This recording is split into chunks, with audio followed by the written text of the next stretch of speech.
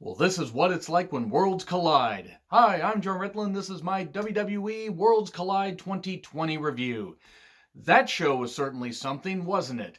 It's pretty bad when the least of the matches were the women's matches, and even those were still decent overall. But boy, they really did a whole lot of good on this show. There were three, maybe even four potential match of the year candidates, or they're at least going to be on a lot of people's lists. This is a pretty damn close to perfect show. And what a way to kick off Royal Rumble weekend. Honestly, this was a really terrific show. And let's just get right on into it. We start on the pre-show with Charlie, Sam Roberts, and Andy Shepard at the panel, and they really don't say much of anything. Apparently, Sam Roberts hates Texas. That was something. Sam Roberts apparently has to just heel on somebody. Well, he does heel on Rhea Ripley a little bit later, saying she doesn't have the experience. I mean, whatever. I don't know. I guess he's supposed to play a heel commentator. Anyway, we get Tom Phillips and Nigel McGuinness on commentary for the entire show, which it's kind of weird, though. You get Nigel, who's on both NXT UK and NXT commentary, and then Tom Phillips, who should be on one of the main roster shows, in all honesty. He does a good job with NXT UK, but anyway, that's another story for another day. We have Mia Yim versus Kaylee Ray. I am so sorry to any of my friends that, hate that I butcher names like that, but I'm just having a whole lot of fun because, again, this was a terrific show. And, well, the camera work is already off to a snoring start because they missed a hot start with Mia Yim attacking Kaylee Ray. And Mia Yim does some good stuff in here. Kaylee Ray was clearly the better worker of the two. And that's not knocking Mia. She's good, but she doesn't always mesh well with a lot of people. Kaylee Ray can work with a lot of different people, and she pulled some good stuff out here. And there were some nice, chops, a bit of stiff work. Kaylee Ray does a dive, and eat defeat from Kaylee Ray, and nope, that's just a 2. A destroyer from Mia Yim. I think there were only about 2 or 3 destroyers on this show, which is a pretty light day for a lot of modern wrestling shows. Now, I'm hopeful that other shows will tone down on the Canadian Destroyer, because I remember when that move actually used to be a big goddamn deal. And after some exchanges, we get a roll-up with Kaylee Ray holding the ropes. 1, 2, 3. NXT UK Women's Champion wins. That was the right call. Mia Yim certainly did not need to win here. And this was good stuff. It was a good opener. I'm disappointed this was on the pre-show because realistically, you could have just made this a 3-hour show, not had a pre-show, and just had this open the main show. But I digress. At least the women got on there. Hopefully the UK Women's Champion can be treated with a little more respect on the next, big event like this. We then, we do a little more killing time and everything, and then we start off with an audio clip of Winston Churchill, and one of the first images you see is of Imperium. And if you don't get the symbolism there, I don't really know what to tell you. That was pretty funny to me. Pretty funny and pretty dark also. So we have Finn Balor and Ilya Dragunov, who I'm convinced is an Alex Wright clone just with the way he looks. Not with the way he wrestles, but with just the way he looks. Thankfully, did not do the dance. This was a pretty damn fun opener. I love Dragunov's theme, and I can see why people sung his praises. I've seen a little bit of his work on NXT UK, and seen a little bit of his stuff since before he got signed to the NXT brand. But boy, these two had a great fucking match. Dragunov did not back down. He kept going at Finn Balor, and then Finn Balor just, getting some brutal strikes, gained some submissions on him and everything. And I'm saying this stuff intentionally to see if I can get any of my, Finn, friends that are watching to react to that. So anyway, this was good stuff, though. A few near falls. We get Finn Balor getting his nose busted on like a coast-to-coast kick. Hopefully he's okay, because it's like the bridge of that was pretty damn bloody. Looked like it was at least dislocated, if not broken. Coup de grace, and then 1916, or as I like to call it, the Bloody Sunday, 1, 2, 3. And that was a good opener. Really, really fun opener. And we have the Grizzled Young Veterans, Zach Gibson and James Drake, and Pete Dunne and Matt Riddle, the Broserweights, being interviewed at ringside. They're the two final teams in the Dusty Classic.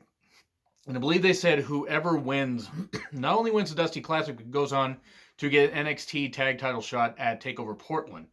So, Gibson and Drake do a typical promo, especially Gibson. He's good at getting heat and everything. And then Jesus Christ. Riddle, I don't think Riddle knew where he was. I don't even think he knew he was in Texas.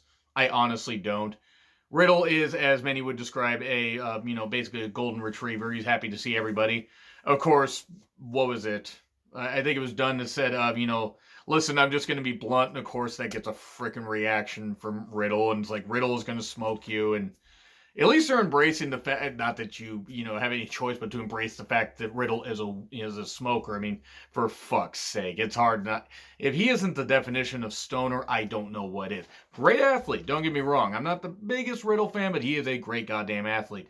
And just Pete Dunne at first just being so goddamn stoic with in reacting to how Riddle talks. I don't know why that popped me so much. I don't know why I love that, but I just did. And then we get Isaiah Swerve Scott. Of course, Swerve back there. Actually got that shirt from him at an indie wrestling show, one of the last indie shows I saw him at. Angel Garza, Jordan Devlin, and Banks. Travis Banks. The one with the real hair, unlike, the woman. And it's a 4-way Cruiserweight Championship match. NXT Cruiserweight Championship match. And Angel Garza defending his championship. And there was too much shit to call here. There's a lot of flippy shit, and a lot of double teaming, and a lot of, near falls, and a lot of, crazy dives. There was some good psychology here, but boy, this was just a car crash match. And that's not to say it was a bad thing. This actually worked pretty well because you had different styles and everything. Swerve is absolutely ridiculous. I hope he tastes Cruiserweight Gold at some point. He's much more than a Cruiserweight. He was a Defy Northwest Wrestling heavyweight champion for a while. Local promotion here in Seattle, by the way, and defended that title all over the world. Or at least defended it everywhere and just went everywhere as champion. The guy's super talented. I mean, I'm a bit biased, but the shocking thing was we only had our second destroyer of the night from Banks. Again, Travis Banks. We get a double Spanish fly by Jordan Devlin to, I believe, Angel Garza and Swerve, and that was scary. They did it well, but that was scary. A lot of near falls, and then Devlin's sign, I believe it's called, 1, 2, 3. Jordan Devlin is the new NXT Cruiserweight Champion. I'm a bit shocked by that. I would have thought they would have kept it on Angel Garza for a while, and I thought maybe Banks would have taken the pin, for Travis Banks always takes the pins in these matches. But this was terrific. This was a really, really good car crash match. And my God, Jordan Devlin really earned that, and I'm glad to see him get a championship. And it's a good way to bridge the whole thing of hey, now that he's the NXT Cruiserweight Champion, he's going to be on NXT, but also watch him on NXT UK. It's a good way to get some eyeballs there. I think it ended up being 3 for 3. I think NXT UK won 3 and NXT won 3. The fans won in the end, though. Devlin got on the mic. Do you believe in me now? I mean, it's hard not to. Or as some people call him, Twinkish Balor. I certainly did not tweet that out. We get Lee and Mia Yim in the front row, and then Chelsea Green and Robert Stone, the former Robbie E from Impact, as the manager. He's been in WWE for a bit as a manager. Pretty good manager, by the way. Really good talker. Really did grow on me while he was in Impact. Once he got rid of the goofiness of his character and became a little more serious, you could see the guy could actually work. I think him and Chelsea Green are going to be a very, very good pairing. And then we get DIY versus Mustache Mountain. I don't know who anybody thought I could be rooting for. I actually got this shirt when I met Trent Seven and Tyler Bate at an August 2018 Defy show when they were working for Progress. Didn't get to meet Pete Dunne, unfortunately. Got to meet Tony Storm and Jimmy Havoc, and that was wonderful. Got to hear Walter's Chops live. They're scarier in person. What the fuck do you want me to say about this match? What can I say? What can I say? It was great. It was a goddamn great... It was a great, well-worked, tag team match.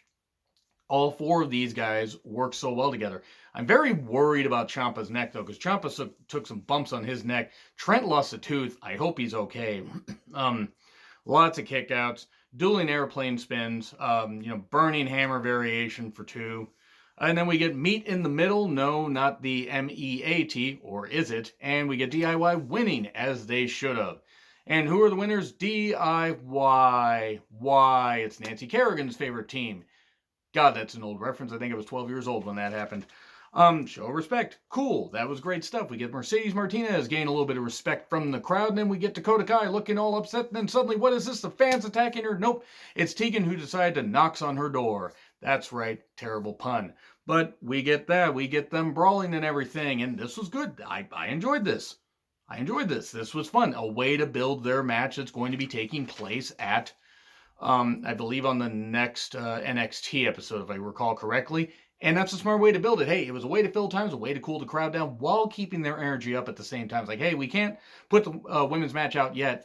Let's send the women out and do something. This is how you actually use your women properly, unlike SmackDown, because Bruce Pritchard doesn't care about the women because he's a piggish piece of shit. But anyways, enough about the stupid Brother Love character. I digress. Toni Storm and Rhea Ripley for the NXT Women's Championship. Perfectly fine while watching this. Perfectly fine. Not at all. Battle of the super talented young women. Really, that's what it was. And I will be honest, this was the low point of the show. Now, that's nothing against Rhea. That's nothing against Toni. Rhea has definitely come along and has vastly improved. I think Toni Storm can work with just about anybody. The chemistry just wasn't there. Their chemistry in NXT UK building up to Toni Storm winning the championship was better. Something about their matches just make them where they're at best good, but not great. This, maybe it was because Rhea took a scary bump into the corner. Hopefully she was okay. Maybe it's just a stinger, or she was just selling her neck because Toni took over. We were getting Toni being a bit heelish. And I like that. I think Toni Storm working as a heel would be a great way. I mean, I don't know how you could boo somebody that is as talented and looks as good as her. And same with Rhea. Impossible to boo somebody that is that good in the ring, as good of a heel as she could play. But this was a very good match. Of course it was. And in parts, actually. I mean, to be honest, I'm letting my excitement tamp down a little bit. This was the low point. I like some of the exchanges. I like the standing cloverleaf. I like the strikes that they were using. I like the selling of the neck. I like the psychology of it. This was the second worst match of the night. The pre-show match would have been the worst match, even though it was decent to good in parts. No real terrible matches on this show, but they were also put in the death slot because they were put right after DIY and Mustache Mountain and right before the 8-man tag. So it didn't help. We get Riptide for 3. This match was cut a bit short. Hopefully Rhea's neck is okay, and hopefully it's just her selling. And hopefully we get heel Toni Storm at some point. Footage of Balor brutally fisting Johnny Gargano in the back. Have fun unseeing that. You knew I was going to find a way to say that. And Tyler Bate playing Peacekeeper? Could we get Bate versus Balor? I'd be for it. Huge props for both Undisputed Era and Imperium. And well, holy shit, this match was a goddamn train wreck and a half, and it was snake bit, and it was wonderful. And I'm not saying that these guys botched anything. It's just there were injuries, there were scary bumps. Alexander Wolf was immediately taken out. There was like this weird double team between Fish and Strong. And just, it was like Fish was going for a kick while Wolf was on his knees. And Strong went for like a strike from the back, and I think accidentally knocked him in the head. He just knocked him loopy. Now, hopefully Alexander Wolf is okay. Hopefully, if it's any kind of head injury, they take the necessary precautions. He didn't come back out, so hopefully it was just a precaution thing. If it was a work, it was a brilliant work. I do give them that much credit. They did focus the camera on Bobby Fish a lot, though. So hopefully any injury can be, he can be monitored. He can be back with Imperium, as they are a great group. And hopefully his health is top priority. This just, it was scary, but if it was a work, it's an incredible work. Boy, 4-on-3, and it was a war. It was an absolute war. Again, the thing was snake bit because it seemed like Fabian Eichner got hurt at one point. It seemed like a lot of people got hurt. I don't know why this wasn't an elimination match. I think it almost would have worked better as an elimination match, but good God, this was ridiculous. We got Walter at one point lifting Strong and O'Reilly just like it's nothing, just like it's absolutely nothing. It was incredible. It was fucking incredible. Of course, what the fuck do you expect? Of course, we get, the chops from Walter, an absolutely insane chop fest between Strong and Walter that Strong got the advantage of for a bit. We get, Eichner doing the spot where it's like, I think he got tossed into Bartel in the corner. And Eichner seemed okay afterwards, so it's probably just him selling stuff. It was an absolute goddamn war. It was crazy. It was a goddamn crazy, freaking, I don't want to say it was a mess, because it was a fun mess at the same time. A mess would imply it was bad. This was just fun and brutal with heavy strikes and great tag team work. This is exactly how you do a main event. For how little build they had with this, they only had a few weeks. They did a goddamn great job with this. Of course, Undisputed Era is a great quartet. And so are Imperium. Imperium had to be a trio, though, after Wolf got taken out. Though it might as well have been 4-on-4 because Walter pretty much counts as two people. And Walter's selling is legit, yet he still looks goddamn dominant. Like, it's almost selling like Ernie Ladd does. If anybody's seen some Ernie Ladd matches, it's somewhat similar. It's not quite the same. Ernie did work a little more like a giant, but Walter just has that ability to make his opponents look good while just being like, oh, I'm still in control. Like, you may throw me off, but I'm still in control. We then get an announcer's table spot where it's like, it looks like Walter's taking everybody out, and then he's on the announcer's table with O'Reilly, and then Strong gets up there and gets the angle slam through the announcer's table. Apparently, the referee just said, what's a disqualification? I don't know. I didn't see anything. I don't know why in the world that wasn't a disqualification, but whatever. I guess we're going New Japan rules, where we're just like, hey, you know what's happened outside the ring? You know, Minoru Suzuki's just throwing furniture and fans at the wrestlers, but it's fine, no DQ. Anyway, back to this event. Everybody get in here. It's a good old Harvey Birdman line. Walter gets in after Bartel and Eichner get beat up a bit, even though they got in some good shots. Walters gets in, more chops. We got just more just insane moments, just craziness with like everybody hitting some moves, everybody doing some great stuff. Adam Cole and Walter with some great exchanges. We got dives from everybody, including Eichner hitting an incredible dive. That guy should be Intercontinental Champion at one point. If we brought him to the main roster, Intercontinental or US Champion. Intercontinental would be even better. Or bring a European Championship to NXT UK. Then again, the whole point is he could be at least a mid-card champion. He's on talent alone. He's that good.